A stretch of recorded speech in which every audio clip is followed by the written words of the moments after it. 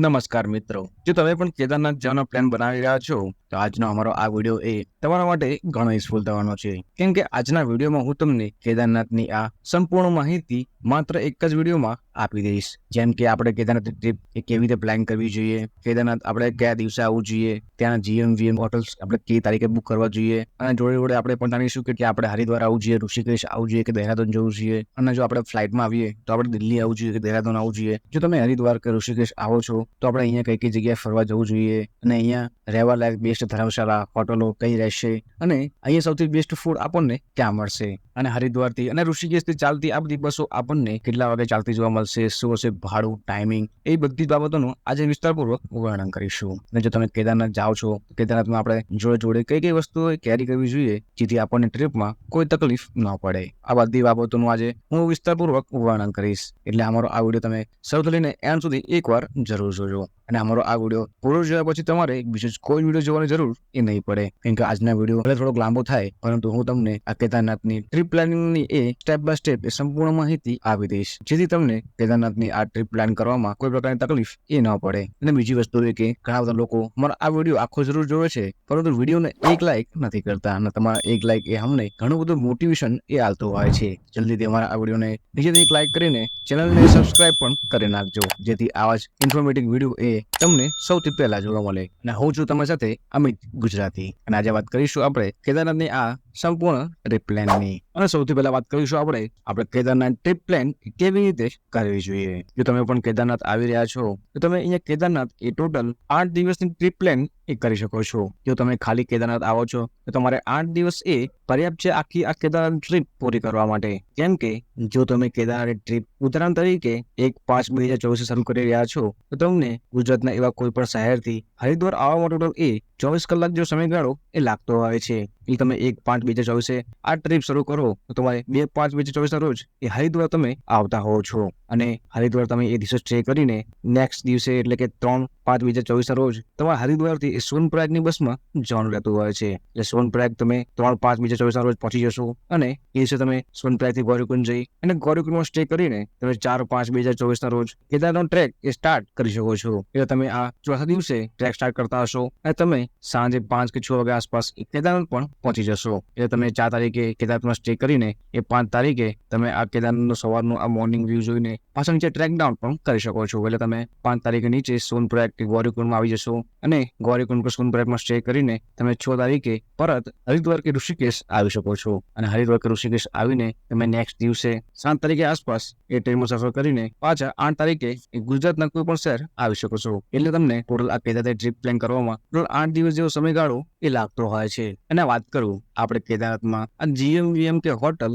એ ક્યારે બુક કરવા જોઈએ. તમે જ્યારે કેદારનાથ આવી રહ્યા છો એટલે કે 4/5/2024 ના રોજ તમે કેદારનાથ આવી રહ્યા છો તો તમે GMVM એ 4/5 જ એ બુક કરવાનું ના ભૂલતા. કેમ કે જો તમે GMVM મોડું બુક કરશો એટલે 5 તારીખનું બુક કરશો, તમે 5 તારીખની નાઇટ ત્યાં સ્ટે આલતા હોય છે. જો તમે 4 તારીખનું બુક કરશો તો તમે જે દિવસે 4 તારીખે ટ્રેક કરી રહ્યા છો ત્યાં તમે સાંજે 6 વાગ્યા આસપાસ કેદારનાથ પહોંચતા હો છો. તો તમે એ 4 તારીખનો નાઇટનો સ્ટે એ તમને ત્યાં મળતો હોય છે. એટલે તમે કેદારનાથનો સ્ટે એ 4 તારીખનો જ એ બુક કરી શકો છો. અને હું તમને જે ડેટ કહી રહ્યો છું એ ડેટ ખાલી એ સમજવા પૂરતી જ છે. તમે જે દિવસે તમે ટ્રીપ પ્લાન કરો છો એ દિવસનો ચોથો દિવસ એ તમારો આ કેદારનાથમાં બુકિંગનો રહેવો જોઈએ. એટલે તમે સૌપ્રથમ આ કેદારનાથનું આ GMVM બુક કરાવી દો, અને પછી તમે એક દિવસ પછીનું એટલે કે તમે ત્રીજા દિવસનું એ ગૌરીકુંડ પહોંચો છો તો તમે ગૌરીકુંડનું બી ત્યાં GMVM અવેલેબલ છે, તમે એ પણ બુક કરી શકો છો. જો તમારે GMVM બુક ના કરાવવું હોય અને જો તમારે ત્યાંની આ પ્રાઇવેટ હોટલ્સમાં રોકાવું હોય તો પણ તમે અહીંયા સ્ટે કરી શકો છો. અને એના પછી તમે આ જ્યારે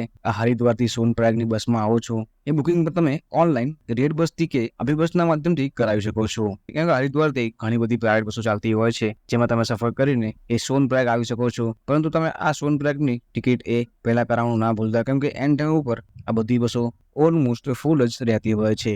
તમે આનું પણ એ બુકિંગ એ કરાવવાનું ના ભૂલતા. અને તમારે આનું બુકિંગ પણ એ ત્રીજા દિવસે જ કરાવવાનું રહેશે. કેમ કે તમે પહેલા દિવસે તો તમે ટ્રેનથી હરિદ્વાર આવો છો, અને તમે બીજા દિવસે તમે હરિદ્વાર પહોંચશો, અને ત્રીજા દિવસે તમારી હરિદ્વારથી આ સોનપ્રયાગની બસ તમને ચાલતી જોવા મળી હશે. કેમ કે આગળના આ બધા જ કેદારનાથ, ગૌરીકુંડ, આ હરિદ્વારની સોનપ્રયાગની બસ એ બુક કરાયા પછી તમે આ લાસ્ટમાં ટ્રેન કે ફ્લાઇટ એ બુક કરાવી શકો છો. કેમ કે ઘણી બધી વાર એ કેદારનાથમાં આ GMVM એ તમે જે ડેટ ઉપર જાઓ છો એ ડેટ ડેટનું એ બુકિંગ ત્યાં નથી હોતું. એટલે ત્યાંની જે ડેટ અવેલેબલ હોય એમાં તમારે એ બુકિંગ કરાવવું પડતું હોય છે. એટલે તમે એ ડેટમાં આગળ તમે ફિક્સ કરીને બુકિંગ કરી દો, જેથી તમારી આ પાછળની ટ્રેન એ તમે બુક કરવામાં ઇઝી રહે. કેમ કે ઘણા બધા લોકો એ ઊંધું બુકિંગ કરતા હોય છે. એટલે કે પહેલા તમે ટ્રેન બુક કરો છો, પછી હરિદ્વારમાં તમે બુકિંગ કરો છો, અને હરિદ્વારથી પછી તમે બસ બુક કરો છો, અને તો પછી તમે આ GM ગૌરીકુંડમાં અને કેદારનાથનું બુકિંગ કરતા હો છો. પણ એ ટાઈમ ઉપર તમને આ કેદારનાથમાં GM અને ગૌરીકુંડમાં આ સ્ટે નથી મળતા. એટલે તમને આ કેદારનાથમાં ટ્રીપમાં એ થોડીક હેરાનગતિ પણ થઈ શકે છે. કેમ કે મહત્વનું સ્ટે તો કેદારનાથ જ હોય છે.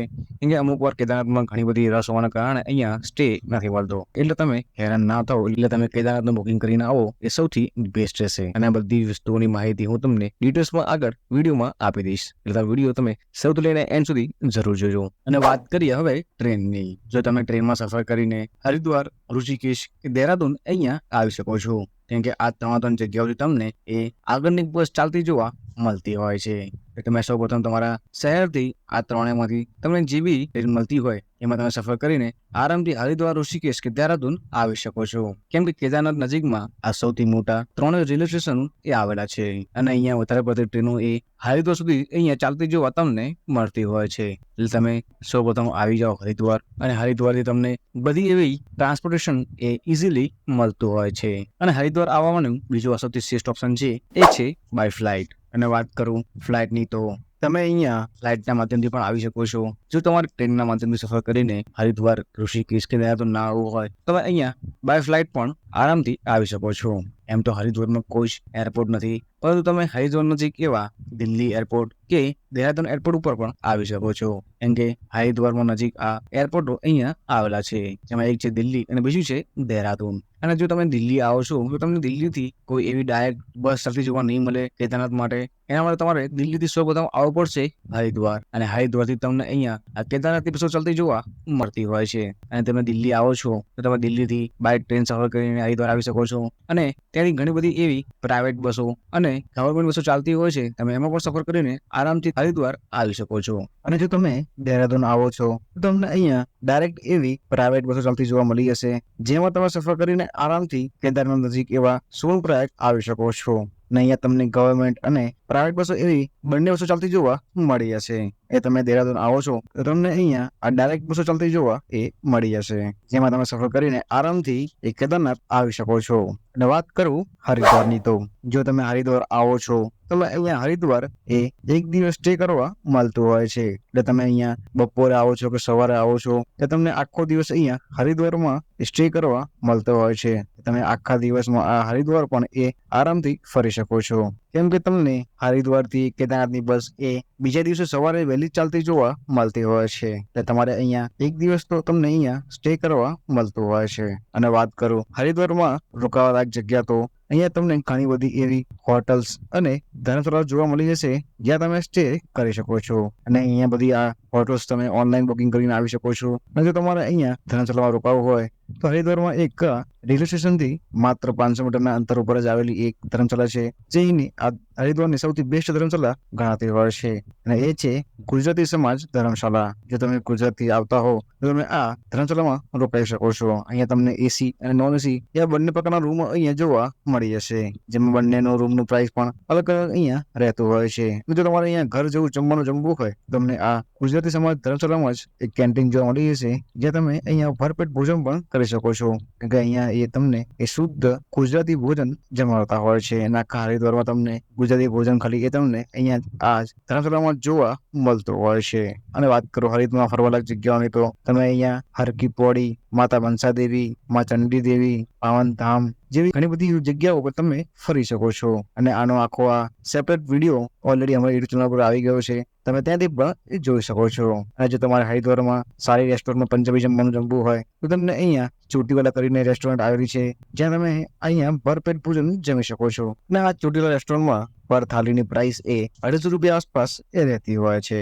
અને વાત કરું ઋષિકેશમાં ફરવાલાયક જગ્યાઓની, તો અને જો તમે હરિદ્વારની જગ્યાએ ઋષિકેશ સ્ટે કરો છો, એટલે કે તમે ઋષિકેશ આવો છો, તમે ઋષિકેશ અહીંયા નાઇટ સ્ટે કરી શકો છો. અને ઋષિકેશમાં જો તમે નાઇટ સ્ટે કરો છો, તમે અહીંયા એક દિવસમાં ઋષિકેશમાં ઘણી બધી જગ્યાએ પણ ફરવા જઈ શકો છો. કેમ કે ઋષિકેશનું અહીંયા સ્પોર્ટ એક્ટિવિટીઝ, રિવર રાફ્ટિંગ એ ખૂબ જ લોકપ્રસિદ્ધ છે. અને આ ઋષિકેશને એ યોગનગરી ઋષિકેશ પણ કહેવામાં આવે છે. અને જો તમારે પણ ઋષિકેશમાં કઈ કઈ જગ્યાએ ફરવું હોય એ જાણવું હોય તો એનો વિડીયો ઓલરેડી અમારી યુટ્યુબ ચેનલ પર આવી ગયો છે, તમે ત્યાંથી પણ જોઈ શકો છો. જો આ વિડીયોમાં હું બધી આ ફરવાલાયક જગ્યાની વાત કરીશ તો આ વિડીયો એ ખૂબ જ લાંબો થઈ જશે.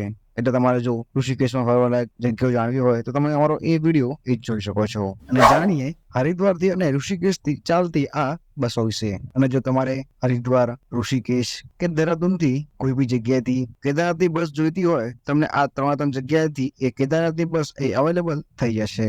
જો તમે હરિદ્વારથી કેદારનાથ જવા માંગો છો અને હરિદ્વારથી તમને ટોટલ અહીંયા 4 પ્રકારના ટ્રાન્સપોર્ટેશન જોવા મળી જશે.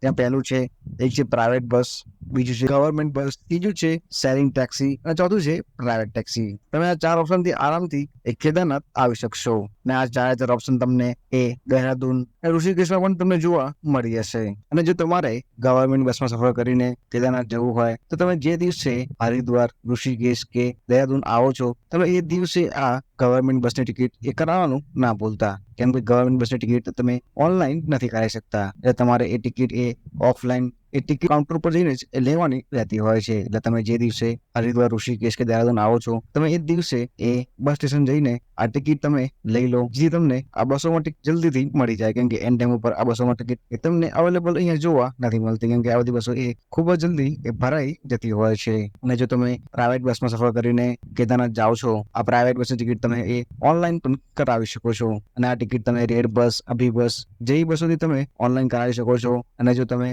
આ ટિકિટ એ 1 મહિના પહેલા કરાવશો તો એ દિવસે તમને આ બસનું ભાડું એ 800 રૂપિયા આસપાસ ભાડું દેખાતું હોય છે. અને જો તમે બુકિંગ કરાવવામાં લેટ કરશો તો આ પ્રાઇસ એ તમને વધતો જોવા મળતો હોય છે. ને આ પ્રાઇસ એ વધીને 1000 રૂપિયા આસપાસ એ થતો હોય છે. અને જો તમે ટેક્સીમાં સફર કરીને આવો છો, કેમ કે અહીંયા તમને 2 પ્રકારની ટેક્સી જોવા મળે છે, એક છે શેરિંગ ટેક્સી અને એક છે પ્રાઇવેટ ટેક્સી. અને જો તમારે કેદારનાથ શેરિંગ ટેક્સીમાં સફર કરીને જવું હોય તો તમે અહીંયા 2 પ્રકારની ટેક્સી ચેન્જ કરવી પડતી હોય છે. એક છે હરિદ્વાર કે ઋષિકેશથી તમારે જવું પડે છે દેવપ્રયાગ, અને દેવપ્રયાગથી તમારે ટેક્સી ચેન્જ કરીને એ કેદારનાથ જવાનું રહેતું હોય છે. એટલે તમારે આ 2 ટેક્સી ચેન્જ કરીને કેદારનાથ તમને પહોંચાડતી હોય છે. જેમાં હરિદ્વારથી દેવપ્રયાગ જવાનું આસપાસ ભાડું એક વ્યક્તિનું 500 રૂપિયા આવતું હોય છે. અને દેવપ્રયાગથી સોનપ્રયાગ જવાનું ભાડું એક વ્યક્તિનું અહીંયા 300 રૂપિયા આસપાસ એ લાગતું હોય છે. ને અહીંયા આ ભાડું એ ઓલમોસ્ટ ફિક્સ રહેતું હોય છે. અને જો તમારું ગ્રુપ એ 10-12 લોકોનું હોય તો તમે અહીંથી આ પ્રાઇવેટ ટેક્સી પણ કરી શકો છો. અને અહીંયા પ્રાઇવેટ ટેક્સીનું ભાડું એ 8,000 થી 9,000 રૂપિયા આસપાસ એ લાગતું હોય છે. અને પ્રાઇવેટ ટેક્સીમાં તમે આરામથી એ કેદારનાથ આવી શકશો. અને આ પ્રાઇવેટ ટેક્સી તમને ઋષિકેશ અને હરિદ્વારથી બંને જગ્યાએથી ચાલતી જોવા મળતી હોય છે. અને જો તમે આ બસોમાં કે ટેક્સીમાં સફર કરીને એ કેદારનાથ જાઓ છો તો રસ્તામાં તમને અહીંયા ઘણા સુંદર વ્યૂ એ જોવા મળતા હોય છે. જો તમારે પણ આ વ્યૂનો આનંદ લેવો હોય તો તમારે પણ કેદારનાથ જતા આ બસમાં એ ટિકિટ ક્યાં કરાવવી જોઈએ, જેથી તમને આ કેદારનાથના આ સુંદર વ્યૂ તમને જોવા મળી શકે. જો તમે ઓનલાઈન ટિકિટ બુક કરી રહ્યા છો તો તમે ટિકિટ બુક કરતા ફેરી તો તમે આ બાજુની જમણી બાજુની ટિકિટ એ બુક કરવાનું ના ભૂલતા. કેમ કે જમણી બાજુના જે વ્યૂ હોય છે એ ખૂબ જ સુંદર હોતા હોય છે. તમને આખી આ જર્નીમાં આ જમણી બાજુની સીટ ઉપરથી જે વ્યૂ દેખાશે એ ડાબી બાજુની સીટ ઉપરથી તમને એ જોવા નહીં મળે. કેમ કે એક બાજુ તો આ પથ્થરોનો એ પહાડ હશે અને બીજી બાજુ એ આ ખુલ્લું આકાશ તમને જોવા અહીંયા મળતું હોય છે. અને જો તમે જમણી બાજુ સીટ કરાવો છો તો તમને અહીંયા આ સુંદર નજારાઓ જોવા મળે છે, આ સુંદર પહાડો, આ સુંદર આકાશ અને સુંદર આ ઝરણા, નદી એ બધી વસ્તુ તમને આ બાજુ જોવા મળતું હોય છે. જો તમે પાછા રિટર્નમાં આવો છો તો તમે આ સીટે જમણી બાજુની જગ્યાએ એ ડાબી બાજુ કરાવવાનું ના ભૂલતા. કેમ કે ડાબી બાજુ એ વળતા જ આ સુંદર વ્યૂ તમને જોવા મળતા હોય છે. અને જો તમે આ ટેક્સીમાં, પ્રાઇવેટ બસમાં કે કોઈ પણ ટ્રાન્સપોર્ટેશનમાં સફર કરીને કેદારનાથ જઈ રહ્યા છો તો તમને આ સફરમાં ટોટલ એ 12 કલાક જેવો સમયગાળો એ લાગતો હોય છે. કેમ કે ઓનલાઈન ઉપર તમે સર્ચ કરશો તમને ઓછામાં ઓછા 10 કલાકમાં આ કેદારનાથ પહોંચાડતી હોય છે. પરંતુ આ બસ એ અને આ ટેક્સીઓ એ ધીમી ચાલતી હોવાના કારણે એ 12 કલાક જેવો સમયગાળો એ લેતી હોય છે. કેમ કે અહીંના રોડ એ એટલા સારા દેખાય છે, એટલા સારા અહીંયા નથી હોતા. અને અહીંયા કોઈ પણ ઘટના ક્યારે પણ બની શકે છે. એટલે અહીંયા બધા ડ્રાઇવિંગ કરતા બસ ડ્રાઈવરો એ બસ થોડીક ધીમી જ ચલાવતા હોય છે. એટલે ટોટલ તમને કેદારનાથ પહોંચવા માટે ટોટલ 12 કલાક જેવો સમયગાળો આસપાસ લાગતો હોય છે. એટલે 5 વાગે ચાલેલી બસ આ ટોટલ આપણને 4 વાગે કે 4:30 વાગે કે 5 વાગે આસપાસ એ આપણને સોનપ્રયાગ પહોંચાડતી હોય છે. અને જો તમે આ બસમાં સફર કરીને સોનપ્રયાગ જાઓ છો તો આ પ્રાઇવેટ બસો અને ગવર્મેન્ટ બસોમાં અહીંયા તમને ખાલી એક જ હોલ્ડ અહીંયા જોવા મળતો હોય છે અને આ હોલ્ડમાં તમે અહીંયા ચા પાણી નાસ્તો અને જમવાનું કરી શકો છો અને બીજી કોઈ જગ્યાએ આ બસ એ ઊભી અહીંયા રહેતી તમને જોવા નહીં મળે. સોનપ્રયાગ, જો તમે સોનપ્રયાગ સાંજે 5 વાગ્યા આસપાસ પહોંચો છો અને જો તમારે સોનપ્રયાગમાં નાઇટ સ્ટે કરવો હોય તો પણ તમે અહીંયા નાઇટ સ્ટે કરી શકો છો. કેમ કે સોનપ્રયાગમાં ઘણા બધા એવા ગવર્મેન્ટ GMBM આવેલા છે અને અહીંયા પ્રાઇવેટ હોટલ્સ પર જોવા મળી જશે, તમે ત્યાં પણ સ્ટે કરી શકો છો. અને જો તમે સોનપ્રયાગ આવી રહ્યા છો તો તમે સોનપ્રયાગમાં નાઇટ સ્ટે કર્યા વગર જો તમે ગૌરીકુંડ આવી જાઓ તો તમને અહીંયા ગૌરીકુંડથી સોનપ્રયાગ જવાની ટેક્સીમાં તમને ભીડ જોવા નહીં મળે. પરંતુ જો તમે વહેલી સવારે એટલે કે સોનપ્રયાગ નાઇટ સ્ટે કર્યા પછી વહેલી સવારે જો તમે ગૌરીકુંડ જશો તો તમને અહીંયા ગૌરીકુંડમાં જવા માટે એ ટેક્સી માટેની ઘણી લાંબી લાઈન જોવા તમને મળતી હોય છે. એના કરતાં તમે રાત્રે જ્યારે સોનપ્રયાગ આવો છો ત્યારે તમે અહીંયા આ ટેક્સીમાં સફર કરીને આરામથી ગૌરીકુંડ આવી જાઓ અને તમે નાઇટ સ્ટે એ ગૌરીકુંડમાં કરો. અને વાત કરું ગૌરીકુંડની, તો જો તમે નાઇટ સ્ટે અહીંયા ગૌરીકુંડમાં કરો છો તો તમને અહીંયા GMVM કોટેજ અને ઘણા બધા એવા પ્રાઇવેટ હોટલ્સ જોવા મળી હશે. તમે અહીંયા પણ સ્ટે કરી શકો છો અને અહીંયા તમને આ GMVM ની પ્રાઇસ એ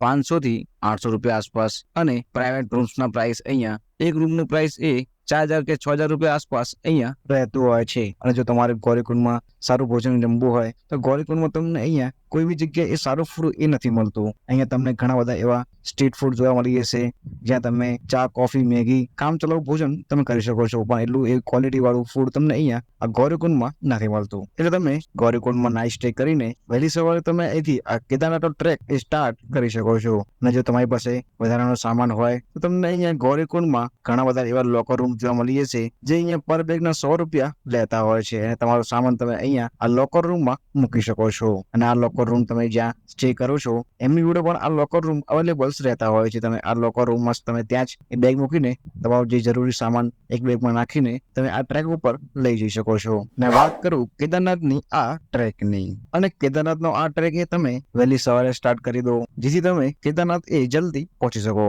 ટ્રેક તમને લાગે એટલો ઈસી નથી રહેતો. આ ટ્રેકમાં તમને ઓછામાં ઓછા એ 10 થી 12 કલાક જેવો સમયગાળો એ લાગતો હોય છે આખો આ ટ્રેક એ પૂરો કરવામાં. ને તમને અહીંયા રસ્તામાં ઘણી બધી એવી નાસ્તા પાણીની સ્ટોલ જોવા મળી હશે. ત્યાં તમે ચા, પાણી, મેગી, આલુ પરોઠા જેવી તમને સુવિધાઓ અહીંયા પૂરી પાડવામાં આવતી હોય છે અને આ બધી સુવિધાઓ તમને અહીંયા આખા ટ્રેકમાં જોવા મળતી હોય છે. તમે અહીંયા જો તમને ભૂખ લાગે તો તમે અહીંયા આ પરોઠા, મેગી જેવી ફાસ્ટ ફૂડ તમને અહીંયા મળી જશે. અને બીજી ખાસ વસ્તુ એ કે જો તમે ટ્રેક આખો ચાલીને કરવાનો છો તો તમે એક સ્પોર્ટ્સ શૂઝ લેવાનું ના ભૂલતા, કેમ કે આખા ટ્રેકમાં તમને અહીંયા ઘણી બધા રસ્તાઓમાં ખાડા, ઝરણા અને ચીકસ જેવી પથ્થરો તમને અહીંયા જોવા મળતા હોય છે. એટલે તમારો આ પગ એ સ્લીપ ના થઈ જાય એના માટે તમારે અહીંયા સ્પોર્ટ્સ શૂઝ પહેરવા એ ખૂબ જ જરૂરી છે. કેમ કે આખા રસ્તામાં તમને અહીંયા ઘોડા ખચ્ચરોનું ખૂબ જ ગંદુ વર્તન જોવા મળતું હોય છે. એટલે કે અહીંયા ઘોડા ખચ્ચરો ખુલ્લે આમ વોશરૂમ કરતા હોય છે અને એની જે સ્મેલ હોય છે એ ખૂબ જ ગંદી હોય છે. રસ્તામાં જો તમારો કદાચ ખોટો પગ પડી જાય તો તમે અહીંયા સ્લીપ પણ થઈ શકો છો. એટલે તમારે આ ટ્રેકમાં એ સ્પોર્ટ્સ શૂઝ પહેરવા એ ખૂબ જ જરૂરી છે.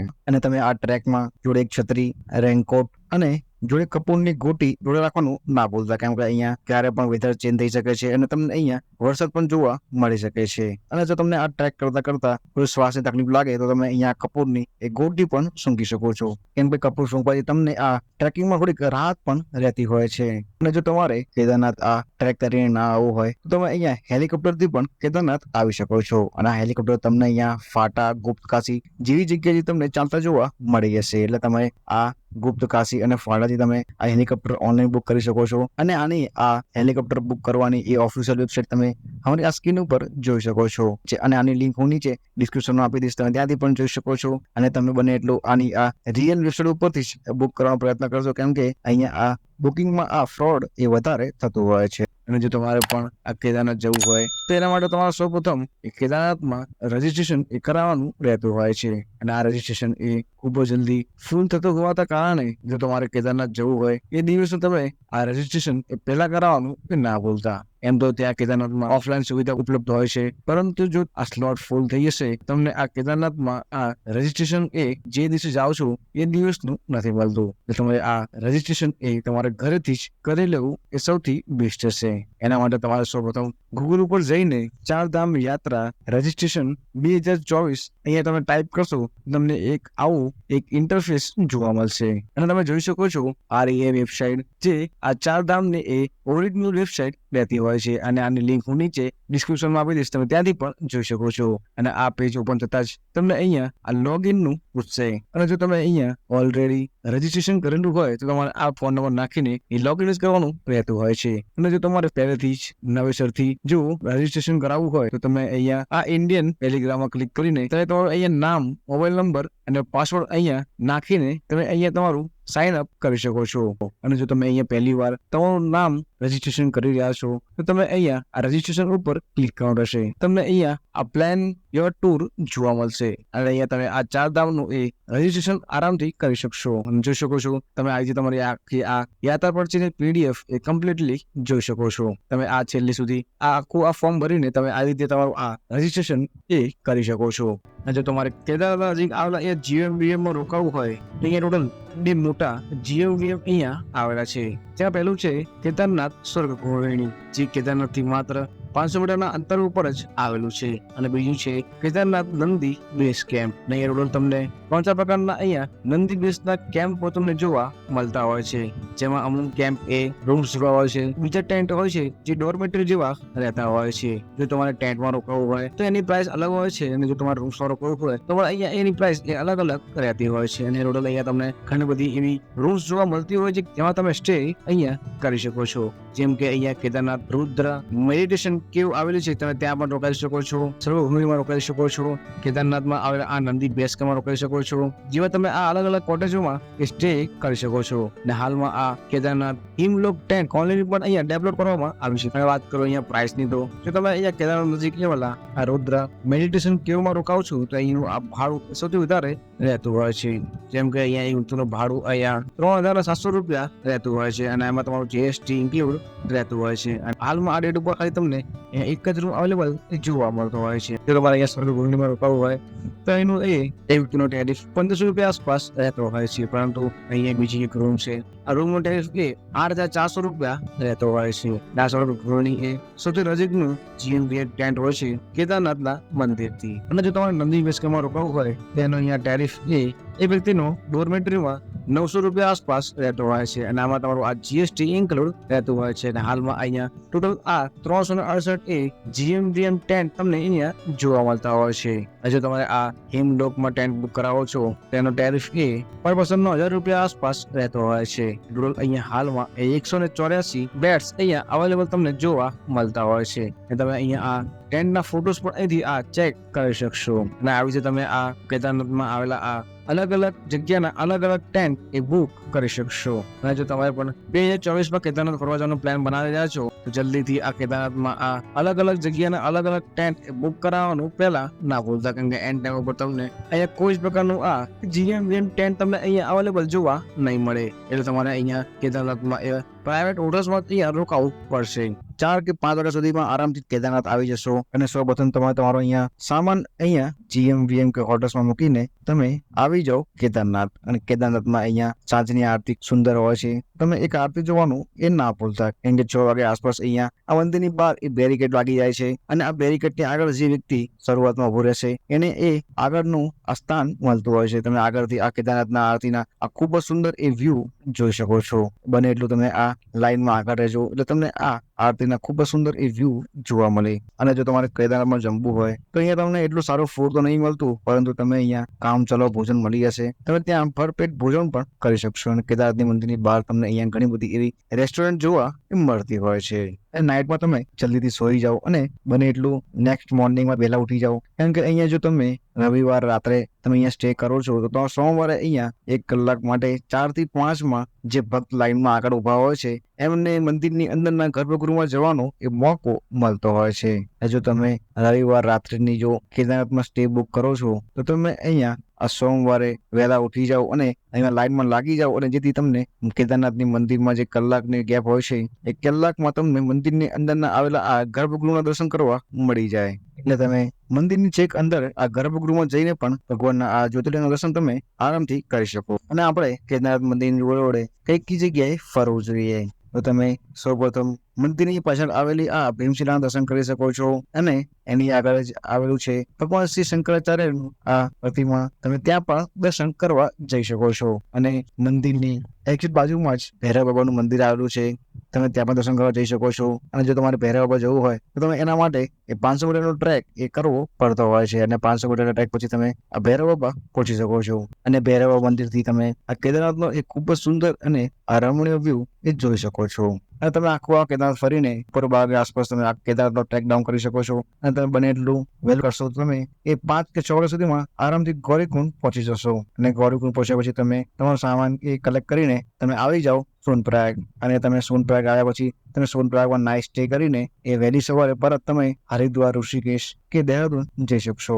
અને જો તમારે કેદારનાથની જોડે બદ્રીનાથ પણ જવું હોય તો તમે અહીંથી એ બદ્રીનાથની બસ પણ બુક કરાવી શકો છો. અને આ બસ તમે ઓનલાઈન એ એર બસ આવી બસના માધ્યમથી બુક કરાવી શકો છો. અને તમને પરત હરિદ્વારથી તમારા શહેરની બસ કે ટ્રેન જોવા મળી જશે, જેમાં તમે સફર કરીને આરામથી પરત એ તમારા શહેર આવી શકો છો. અને તમે આવી રીતે આખો કેદારની ટ્રીપ એ પ્લાન કરી શકો છો. અને અમારો આ વિડીયો તમને કેવો લાગ્યો છે એ નીચે કોમેન્ટમાં કહેવાનું એ ના ભૂલતા. અને અમારા આ વિડીયો એ તમારા મિત્રને શેર કરી નાખો જેની જોડે તમે આ કેદારનાથ જવાનો પ્લાન એ બનાવી રહ્યા છો. અને વિડીયો થોડો પણ ગમ્યો હોય તો વિડીયો નીચેથી એક લાઈક કરવાનું એ ના ભૂલતા. મળીએ જ આવા નવા વિડીયોમાં. હર હર મહાદેવ.